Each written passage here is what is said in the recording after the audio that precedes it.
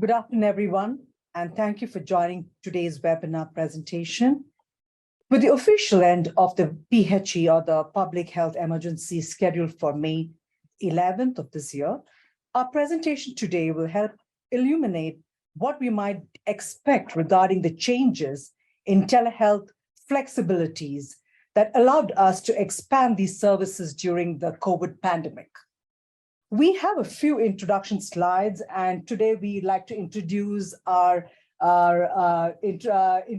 introduce Zoya, and she is the new president of the Telemedicine Virtual Care for the medical students, and she will be introducing the few slides. Thank you so much, Dr. George.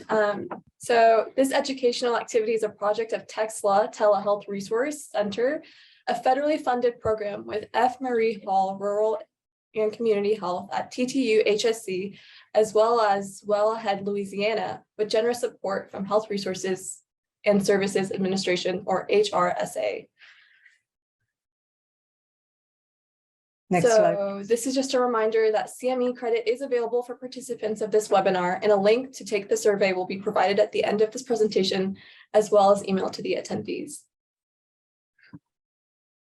And so here are some helpful tips for our webinar. Please make sure everyone is muted, and please type any questions or comments you may have during the presentation into our chat box.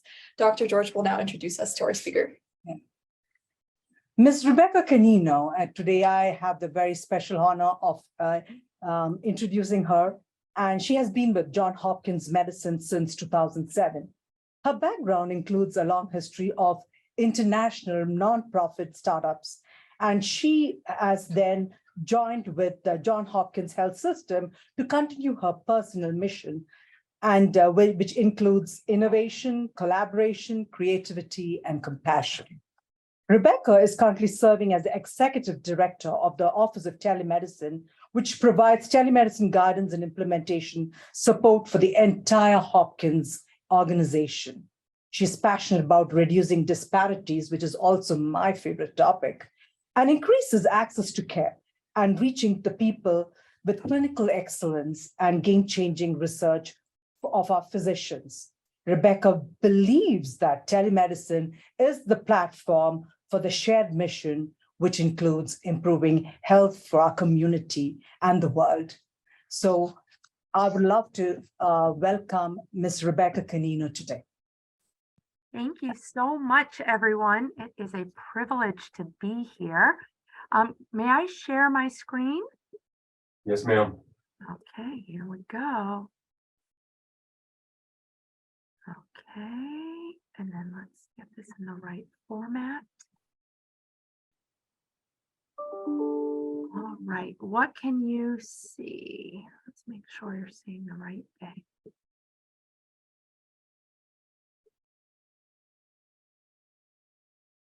Looks like we're seeing your slides. Okay, are you seeing the whole? There we go. Okay. All right, now is it a pretty view? Yes, It ma'am. is. Good. Beautiful. Good, good, good. See, look at that. If I can learn tech, anyone can learn tech. All right. Thank you all for having me here today. It's been such an interesting journey that we are all on together as things just change so quickly. I have updated this slide deck 4 times in the last 2 weeks.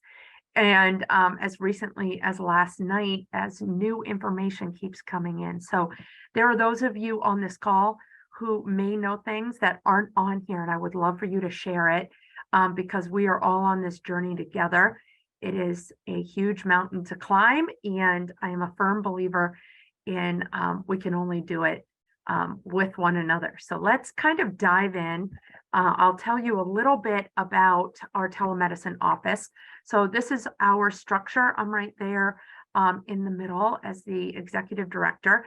And our office is a little unique in that we don't hold any actual like clinical telemedicine providers. Okay, so we are over the health system, and we have 6 hospitals, and we are responsible for the deployment of telemedicine, for the strategy behind it, for building it, and then getting it out there and scaling it. And so we can't do that alone. So our office is supported by a robust Epic team to help us build things, a billing and compliance team.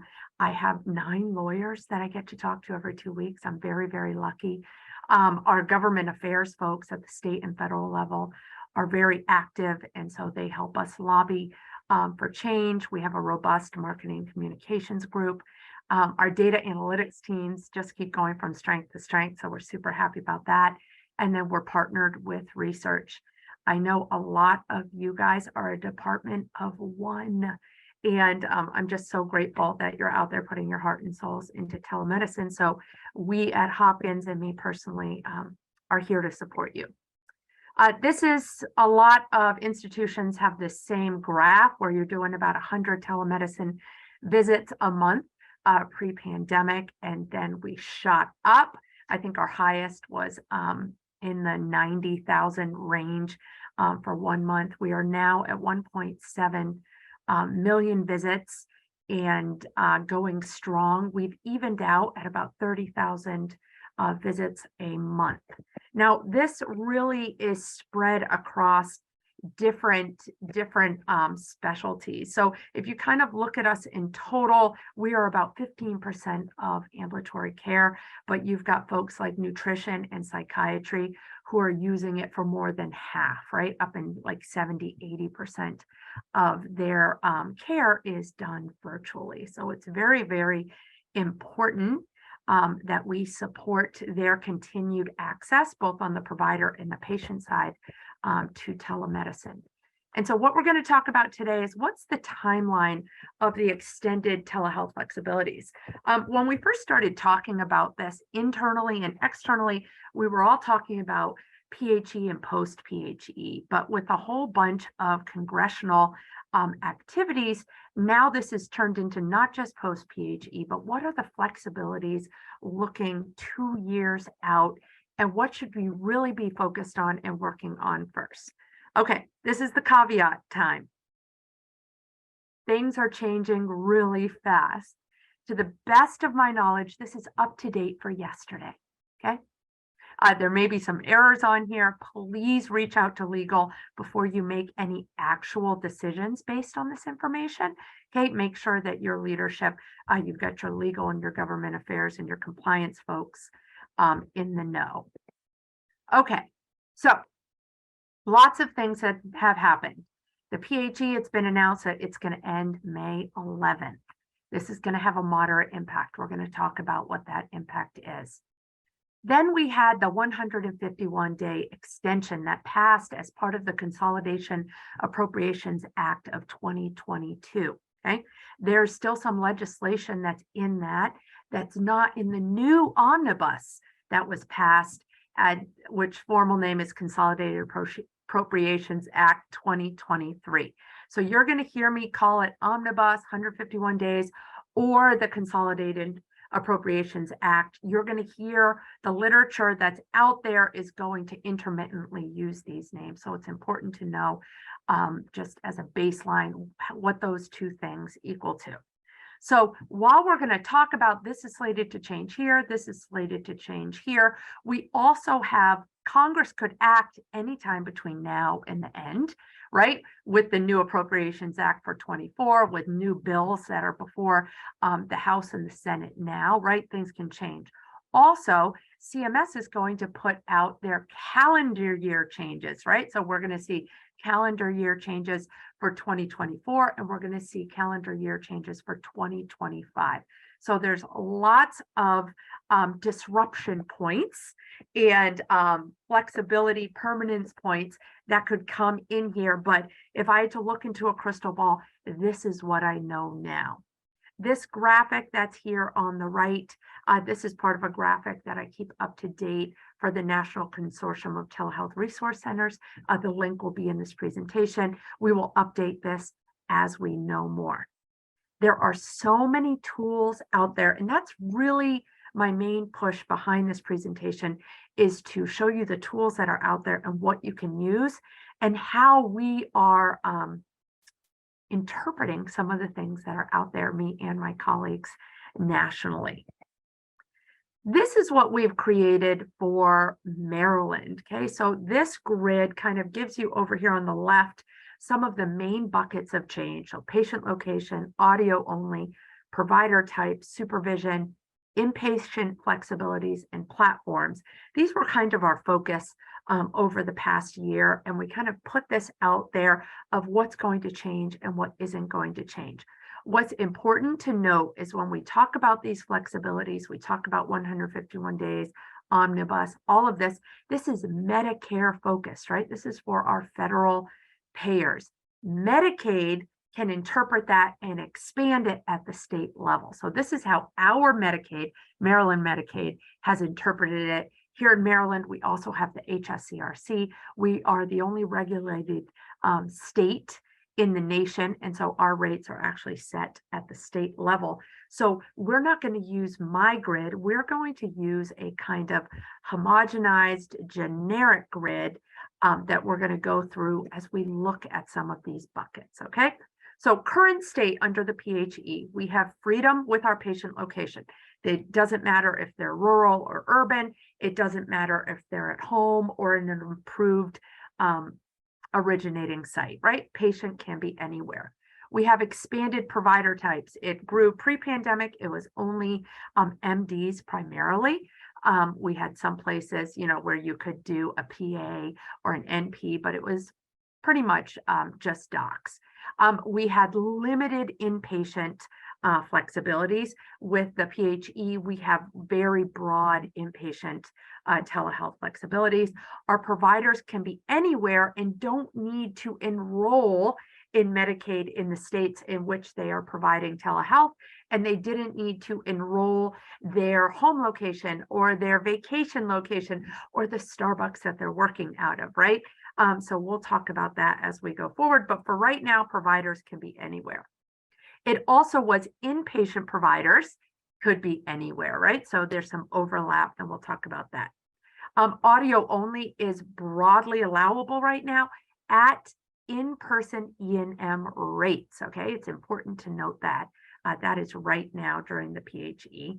Virtual supervision is allowed, I believe, in like 5 areas. You can, primary care exemption, you can do it for the education, you can do it for residents, you can do it for diagnostic actual procedures that it can have virtual supervision, and also virtual supervision was allowable for direct supervision, right? It moved it over into general, which allowed virtual. So virtual supervision is a complex and multi-layered, multifaceted conundrum, which we will talk about. Non-HIPAA platforms are allowed right now. I can do telemedicine on FaceTime, right? I can do it on my EMR's video platform. So no restrictions there. And then also hospital without walls was allowable. So we could set up tents and do care in convention centers and firehouses and things like that. So those are some of the broad categories. This by no means covers the full spectrum of what's allowed via telehealth, but I will give you some resources. So as we go through these slides, anything green is allowable under the PHE 1135 waiver and will be allowable under the 151 and the omnibus. Okay, so all the way through until the end of 2024, these things are allowed if it's in green. If it's in yellow, it's allowable with caveats, and we will talk about those caveats. And if it is in red, it is no longer allowed and has gone back to pre-PHE standards or new permanent standards that's laid out as allowable in the CMS calendar year that we're talking about. Okay, ready to start? Let's do this. Okay, ending May 11th, the broad things that we see are it's audio only is going to change. It will still be allowed, but it's going to change.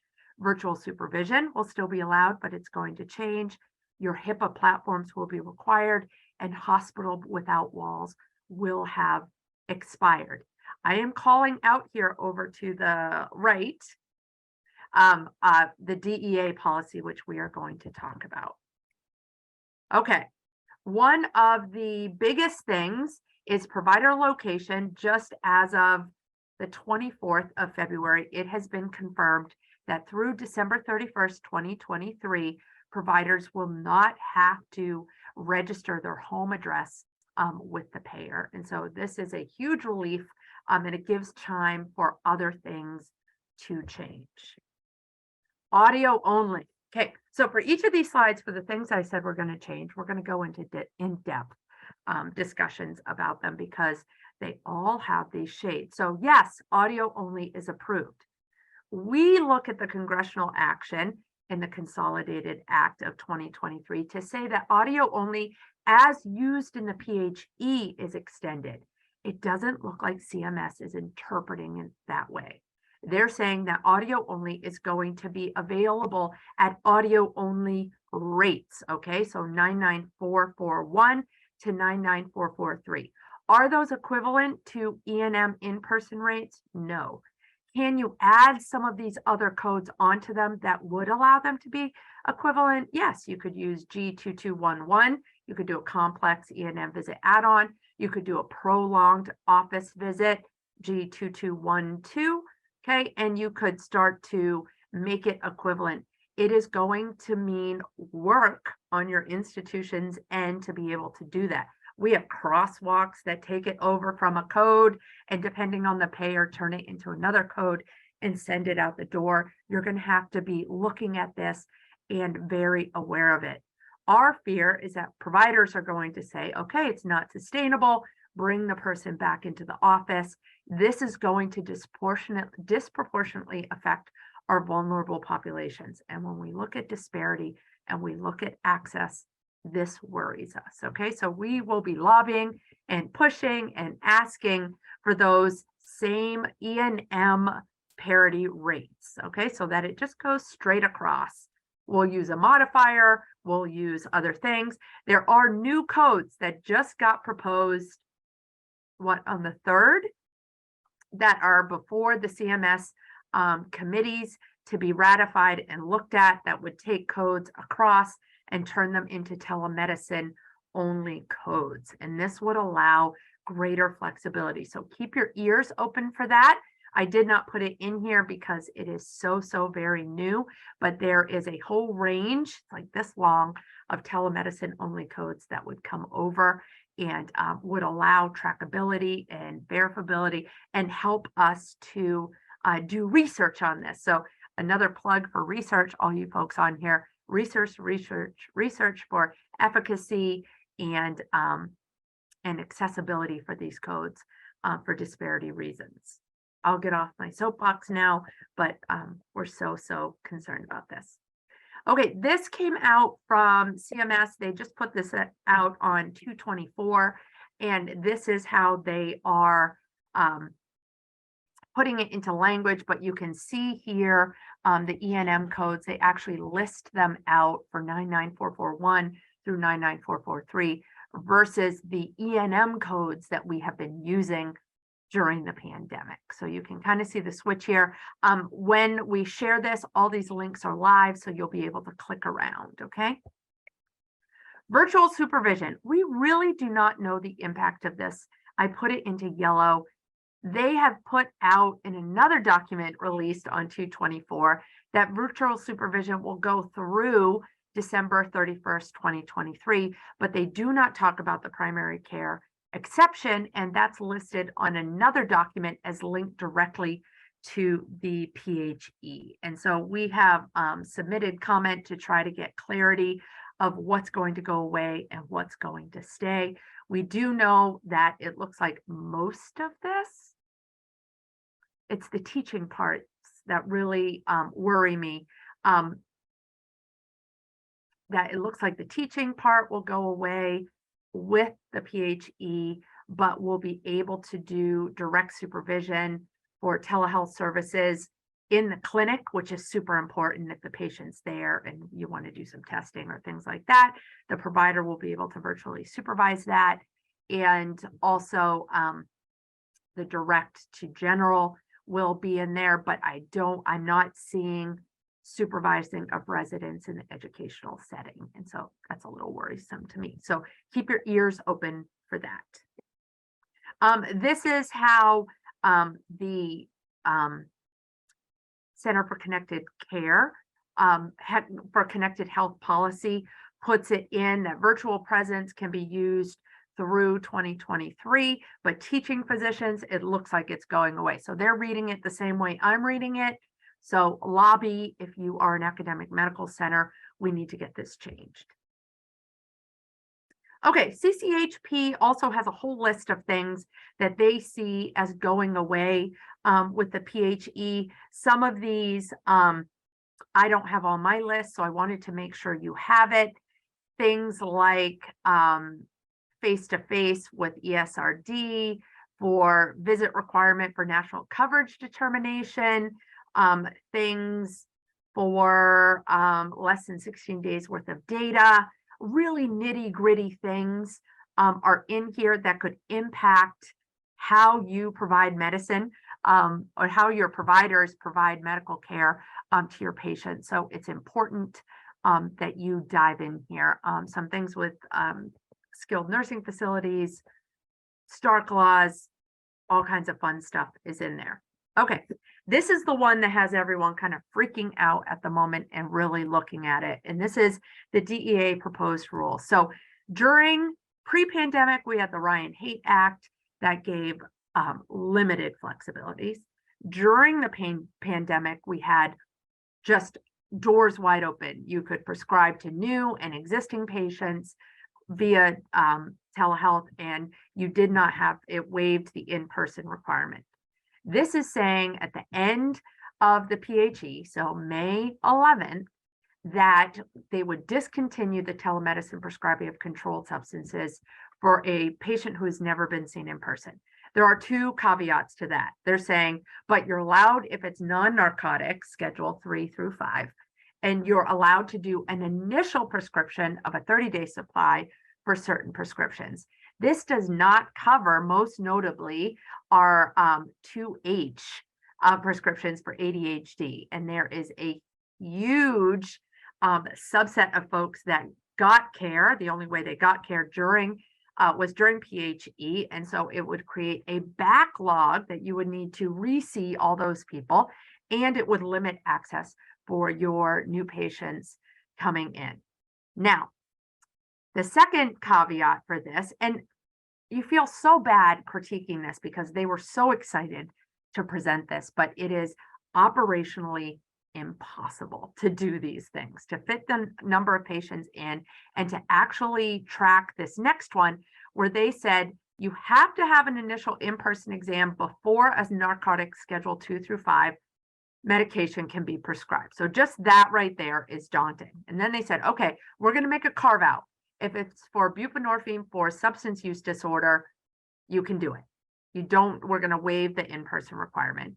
Or we're going to give you this handy dandy thing, which is called a qualified telemedicine referral, where one prescriber will see them in person and then hand off to a virtual prescriber who can then prescribe those Schedule 2 through 5 medications.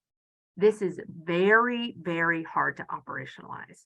If they're going to do that live handoff, it's difficult. If you're trying to schedule with that second qualified telemedicine referral person, it will be impossible to see who they had an in-person with. So your scheduling systems will not be able to automatically schedule. They won't be able to use decision trees. They won't be able to do self-scheduling for patients or open scheduling. Okay, so what it's going to do is front desk will schedule, the patient will get there, and then it's going to be on the provider to see, has this patient been seen in person by someone who referred to me, and then either prescribe or not. And it would be a whole wasted visit with cost and provider effort if they're unable to prescribe, right? So please, it is open for 30 days from February 24th. Please make comments. The link to the DEA proposed rules are here. There's also a PDF to a Foley and Lardner article that actually gives you some templated language to submit your comments. So super, super helpful. All right, HIPAA enforcement. This one we know it's going away. So you will not be able to use FaceTime or anything like that. You will have to use a compliant platform. When you are messaging to your providers, it's important to note that not only does the platform itself say we are HIPAA compliant, your organization has to have a BAA, a business affiliate agreement with that platform, or your provider is at personal risk should any failure happen with that platform. Okay, so providers will reach out directly to patients, and platforms will reach out directly to providers and say, we are HIPAA compliant, you are okay to still use us. The provider does not realize that when they go in and they agree to the terms and conditions, that they are taking personal liability because there is no BAA in place with their employer. So just heads up in messaging and in talking to your groups. We're going to have a lot of questions after this, and I'm going to take time in between to answer some. I see the chat blowing up, and I love that. So we'll talk about that. Hospital Without Walls. This is going down May 11th. We cannot see any extension for this. A lot of programs using your hospital employed providers, PT, OT, things like that, were built on this mechanism. Okay, so you need to go back and look, because while those providers have been extended all the way through to end to 2024 that they can provide care, your billing mechanism, if it's going through the facility side only, you will lose that avenue. So you're going to have to start looking at how you can directly bill those pro fees with the payers. Okay, so some things to think about. Okay, let's take a moment before we get to the 151 days and look at the questions really quick. I want to make sure. Oh, I love it. You're putting in links for things. Thank you, guys. This is exactly what we needed. So maybe there won't be questions in here. Okay, we'll keep going. So the only question in here is, I thought rates will be the same. It doesn't map to a level 2 through 4 E&M visit level. The reimbursement rates don't map. So while the rates are still at the higher, they're not at the same as an E&M. So be sure to go in, look at your fee schedule, right? I can't speak for everyone because I'm just Maryland. Oh, look at that. I suddenly came into focus much better. But take a look. All right, I'm going to hop out of the chat unless there's another question. Any questions before I keep going? Okay. All right. Stunned silence. I love it. Okay. So now we're looking at the next period of time, which starts from the 151 days until the next calendar year. So that is October 2023 through December 2023. So let's talk about the things that will end on the 31st. The grid stays the same as post PHE because nothing really materially changes, but there are some small bits in here that when you look at your programs, you're going to need to be ready for. So reimbursement for cardiac and pulmonary rehab. This is really important. Looks like it's going to end December 31st. Some of that virtual supervision for those virtual rehab programs are going to end at the same time. Okay, so really, really important. Also, permission for physicians and non-physician practitioners to directly supervise diagnostic services that are happening in your clinics also look like it's going to end at that time. So take a look at that. And then health policy pulled out that the temporary list of eligible services that were extended through December 31st will end as well. And so you really, really want to look at that. Now, this middle one in here, which is really interesting because people aren't freaking out about it because I think everyone's banking on it getting fixed. But reimbursement parity for services performed via telehealth that typically would have been performed in person in regulated settings in your hospital clinics, right? Now, when they're doing those virtually, they're being paid at that hospital facility rate. Okay, so when you get your fee schedule from CMS, you have facility and non-facility rates, because in the non-facility, in the facility rates, you have staffing costs built into that rate, right? In the non-facility, you don't. That's a fee for service private practice, essentially, right? So the reimbursement rate is lower. So CMS is saying we're going to go back to paying you that lower rate because we're assuming everyone's going back into those facility-based clinics. Okay, so that is a 25 to 30% reimbursement rate differential that those areas and clinics have been seeing during the pandemic. Okay, so it is a significant financial impact, but depending on the structure of your organization, it may not be a significant change to your organization. Okay. All right, let's go to the next one. What happened? I'm on the wrong screen. Okay, here we are at the end. So now we're talking January 2024 through December 2024. Now remember, something could happen on that January 2024. The new fee schedule for CMS will have come out and probably changed this whole thing, right? But you can see a lot more things have moved into the red. So expanded inpatient, which were covered by a lot of those expanded telehealth codes that ended December 31st, 2023, have now gone away. We hope that those move into permanence with the new calendar year fee schedule, but looking in the crystal ball, we can't tell. So I've moved that into red.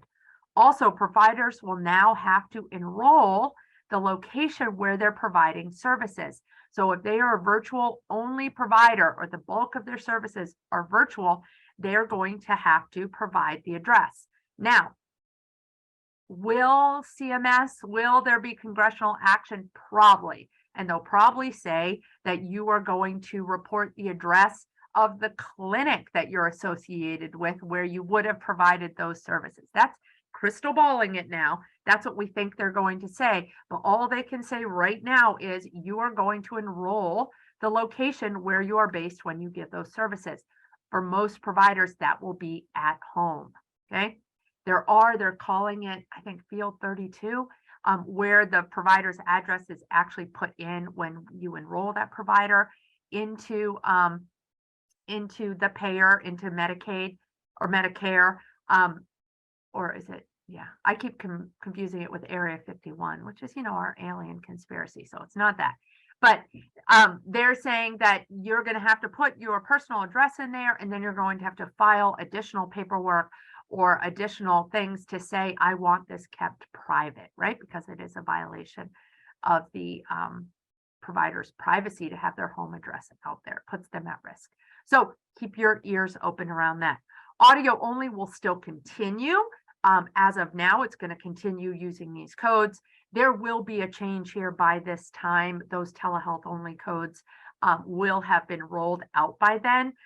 They are hoping that it will, well, actually, I shouldn't say that.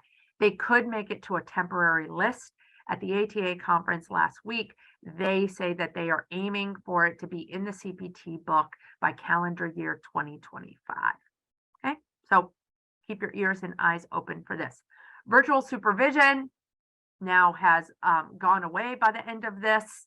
As we know it, the HIPAA platform is still required, and the hospital without walls is long expired. We do hope by then we have a funding mechanism for our allied health hospital-based providers, OT, PT, speech language pathology, nutritionists, that all these folks can bill direct or through a mechanism that is easily obtained, and we're not going to have them all enrolling with payers because we are talking about hundreds of thousands of folks. The burden on the health systems would be large. All right, I saw a hand. This is what it looks like if you look at it all together through time, patient location all the way across, expanded providers all the way across, expanded inpatient and provider location up until December 31st, 2023, virtual supervision and audio going through December 31st, 2023 with caveats, HIPAA and hospital without walls going away directly with the PHE. Now, for the entirety of these slides, I have put the 3 best resources that I can find that are listing out what's continuing and what's going on. So this is the Center for Connected Health Policy. They have 5 pages of things that are staying and going away. The first 2 pages are physician and other clinicians, so your allied health folks. And then it goes into your FQHCs, right? Their access to their providers being approved distant site providers goes away at the end of 2024. This is kind of huge for them.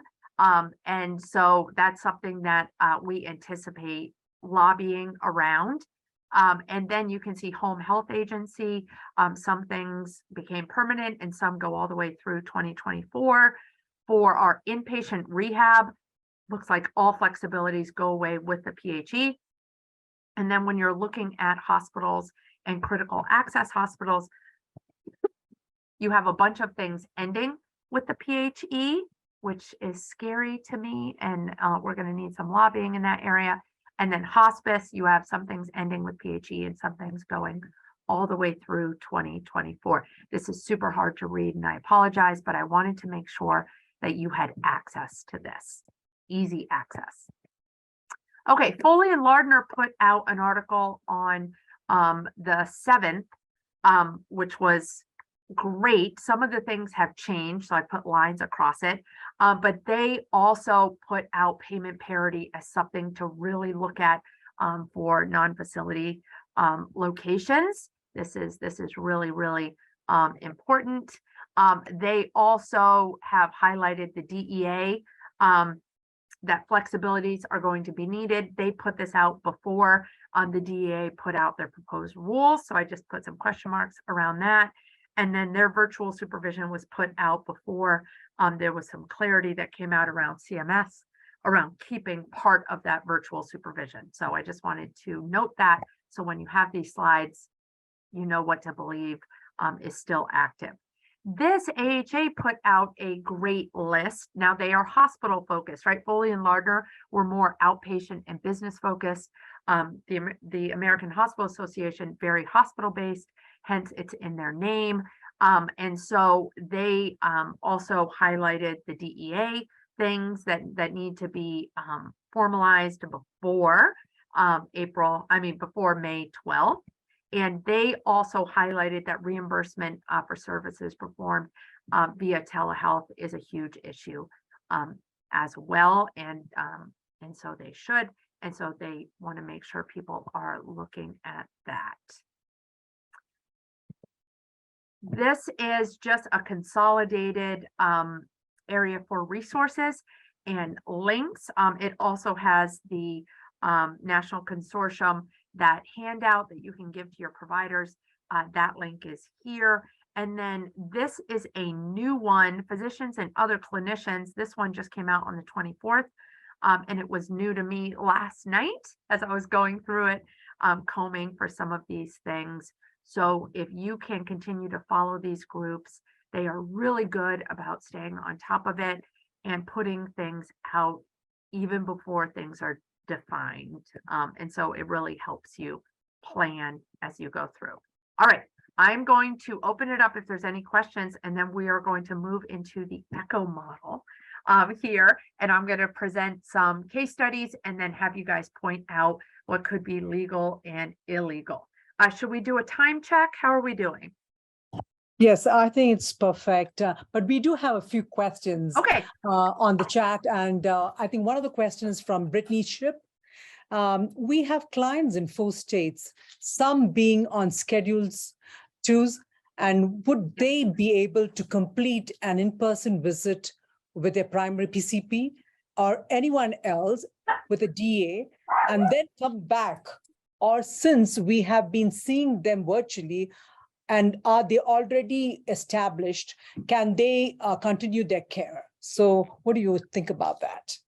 Okay, this has so many layers to it. And I know the next ECHO is going to focus on licensure. And so you'll get some more answers there. But it is going to depend on multi-layers. So first, does the provider have a license in that state where the patient is at the time of the visit?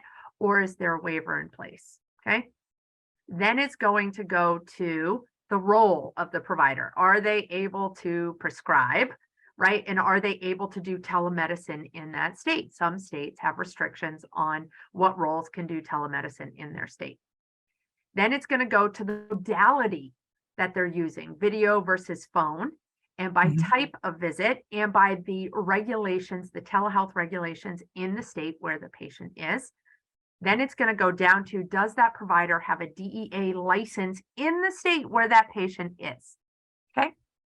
So all 5 of those things you're going to have to look at to determine if you're going to be able to do prescribe those meds in that state, right? And then you're going to have to add on the new DEA rules. Have they been seen in person?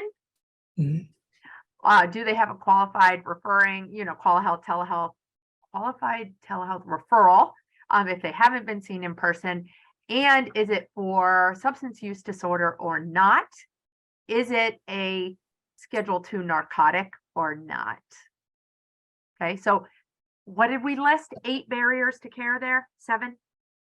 Between 7 and 8 barriers that you're going to have to look at. So very, very hard to operationalize. And I would suggest figuring out who's prescribing the most and where they're prescribing, and then work with those groups together. So for behavioral health, for your substance use disorder folks, get them together. Who's prescribing? What's the workflow? What do we have to do in this area where the majority of your patients, aim for your 80 and then move on to your 20%, and start really hitting it there. So we are seeing this behavioral health with substance use disorder. We're seeing it with our ADHD and anxiety, all those folks. And that can be centered with your PCPs and your behavioral health, but is not limited to those 2 groups. And then also with your pain management folks and post-op folks. We do have another question from Yes. Jennifer, and it's regarding telecounseling. And what she's saying is, if you're providing services such as telecounseling by 12/31/24, a private counselor would be able to should provide an address for their practice. How will this impact the platforms such as BetterHelp and other counseling services in operating from homes? Yeah. It's really interesting when you look at the large for-profit models out there, they're not going to have a problem meeting the requirements because they have the money to either get all their providers licensed, get those DEA license in those things, and they can switch between themselves, right? And so they could use that qualified referral piece to get it to someone who can do it within their systems.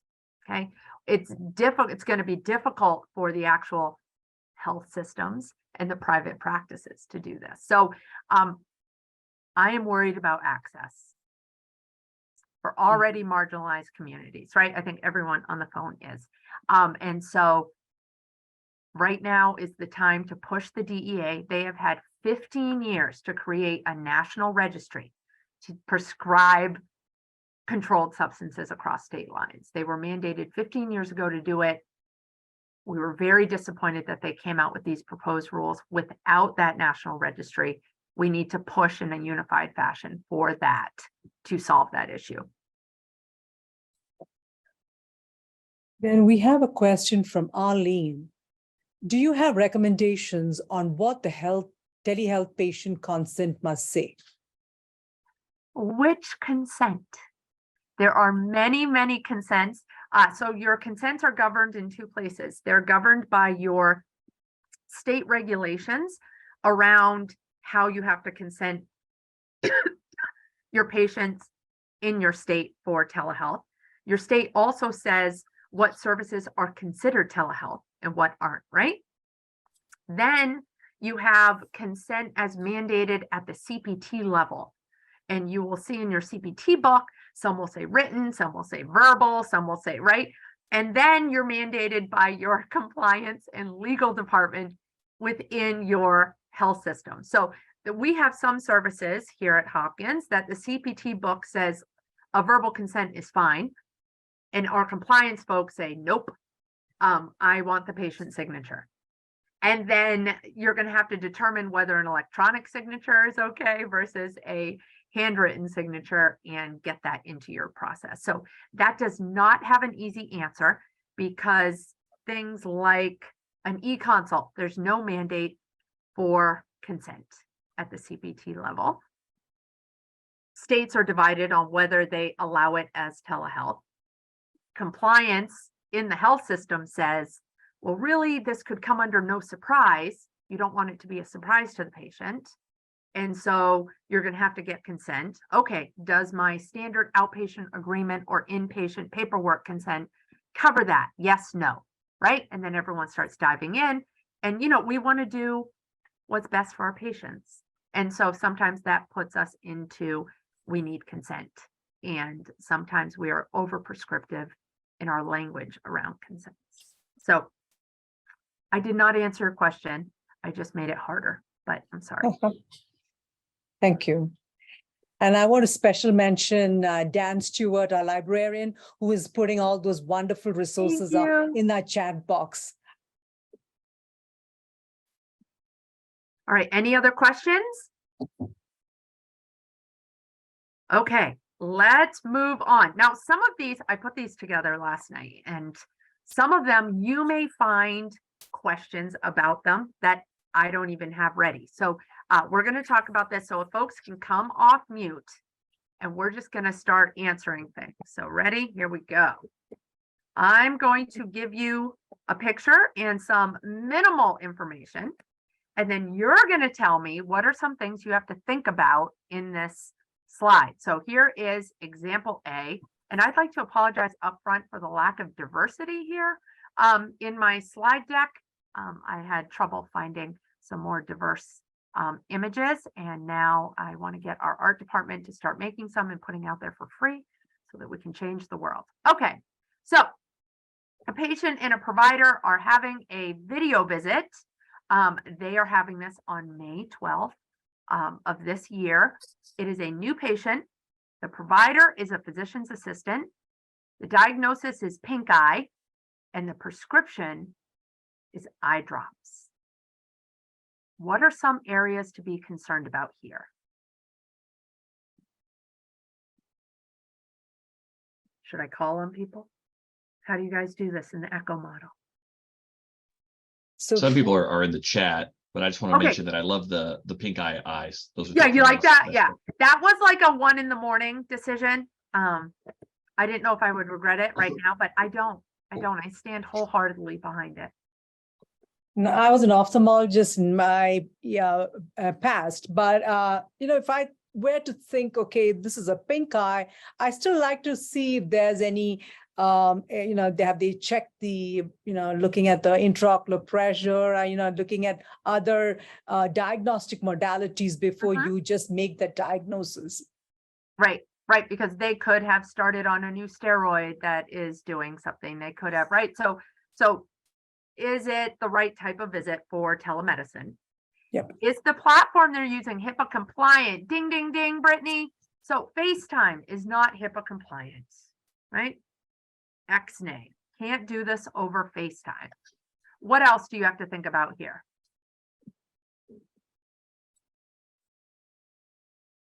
You're going to have to think about the states that they're both in. Mhm. That's a layer you guys will talk about next week.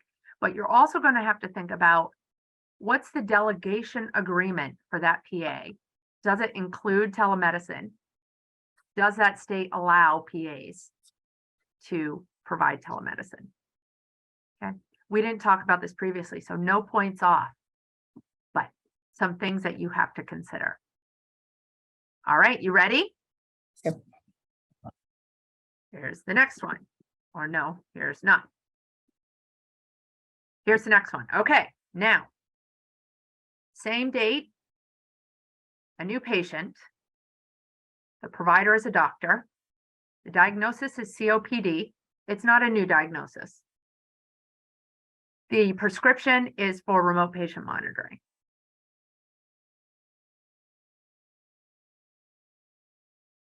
What are some things you're going to have to think about here?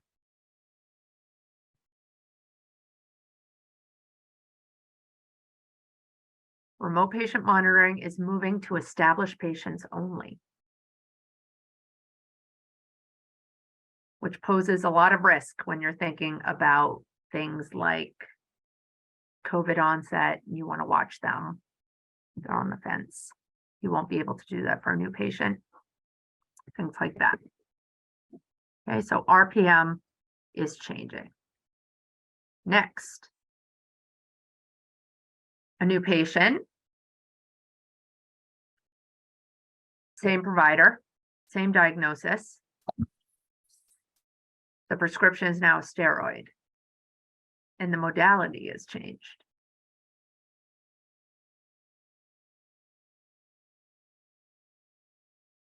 How do we have access to these oxygen saturation and other things that we need to take into consideration while Yep. managing these patients? Yep. So most folks who are doing this type of stuff, and most, I would have to say, a large portion, I'm looking for mine right now, of the public has an O2 sat, right? That they're Mhm. using at home, and they're just going like this and showing it to their provider. So I think peripherals, as they get more and more normalized in the home, will be using these things. So the caveat here is making sure that phone is allowable in this situation in your state.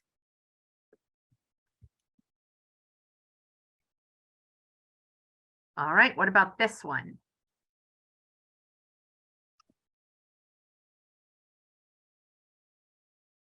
The date is now December 30th, Mhm. 2023. It's a new patient. The provider is a PTOT therapist working incident to a physician. Diagnosis is a bad back. The prescription, oxycodone, Oxycontin.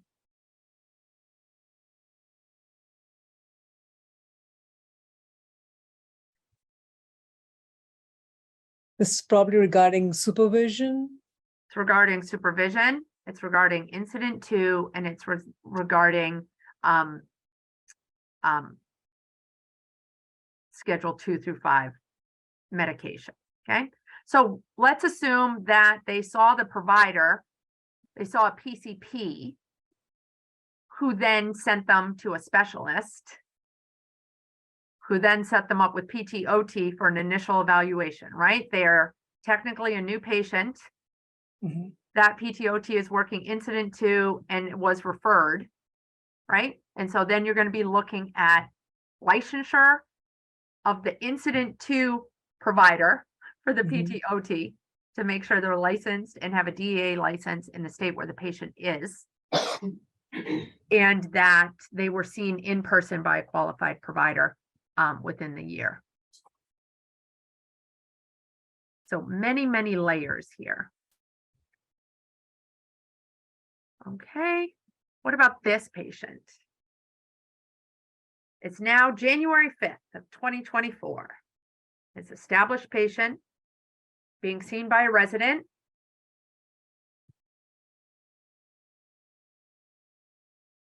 Who has a virtual PCP. Diagnosis is stress. The prescription is go on vacation. What are some things we have to look at here?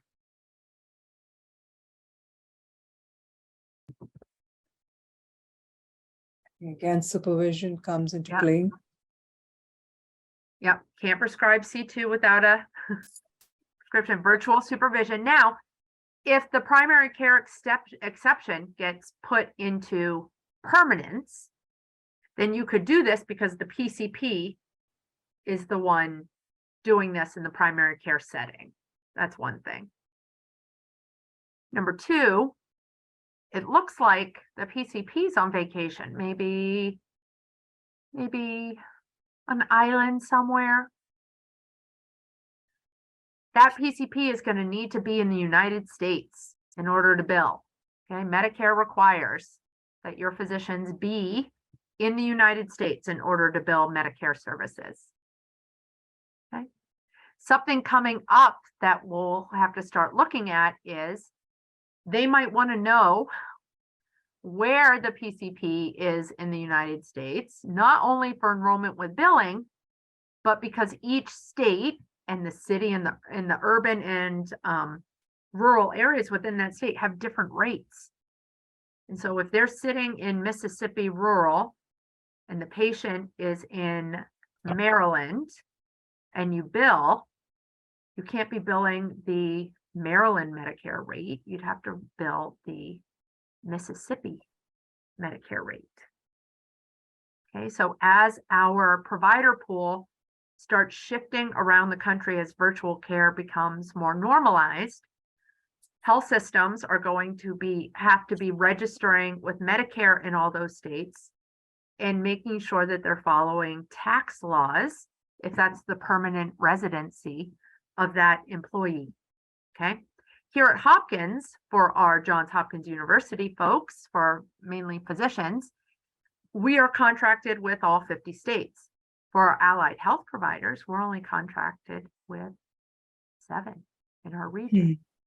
Okay, so as you start losing specialized people, let's say a genetic counselor, which is super hard to get their hands on, if they say, yeah, I want to keep working for you, but I want to move back to North Carolina to be with my mom, take care of my mom, you're going to have to make sure that you start the registration and the tax processes in order to retain that employee. So there are a lot of constraints as far as it's not as simple as it looks. No, There are a lot of it's not. And I'm sure your presenter is going to be talking about compacts and how they are simultaneously making it easier for providers to see patients in other states and making it increasingly complex to operationalize that. So more to come on that. Let's see, do I have another one or have I reached the end? I think I have more. Okay, here we are. It's the day after the PHE is ended. It's a new patient. Provider is a doc. The diagnosis is substance use disorder, and they are prescribing buprenorphine, and they are doing this over the phone. What are some things to think about? Can they prescribe that C2? no. Has the patient been seen in person by somebody? Been waived if the new DEA regulations go through? Phone is an acceptable modality for this service, specifically in the CPT book. Okay, so we have to be able to, when our billing comes through, know the modality they used, where everyone was, what happened within that visit in order to audit for quality and safety, as well as billing compliance. And then our last one, it's an established patient. The provider is a doc. The diagnosis is pain, and they prescribed them oxycodone or cotton, and it was via video. Some differences here are this is an established patient. So there's probably a high likelihood that they were seen in person. Was it by a qualified health professional? How is that MD going to know? Or did they get this as a direct referral so that they could manage pain? They need to be able to look in the health record and know what they can and can't do. And it's by video, which is an accepted modality. And that secondary provider you see there was, is it a direct referral or not?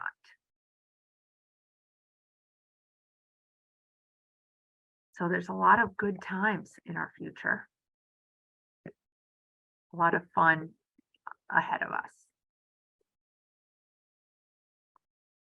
So concludes my presentation. That was such a wonderful and insightful talk. Thank you so much, Rebecca. Don't forget to fill out the session evaluation survey to obtain your CMEs.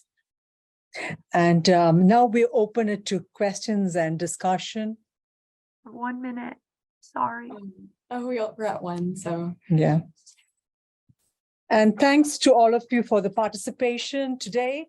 We would like to thank Rebecca for this excellent talk, and we would like to present her with the prestigious TexLa TRC Challenge Coin. I was hoping I would get one. and for the wonderful webinar. And we are looking for the resultant of the end of this PHE. I would also like to thank all our team players, Ms. Laura Rowald, our manager who has put this together, Richard Max, and of course, Daniel Stewart. I would also like to thank Roald Credo, who was our previous student virtual care telemedicine president. He did a phenomenal job. And next slide, please. I would love to introduce our new executive director, Dr. Gachako, who will be taking over for us from March 6th. Thank you so much. Thank you. Thank you.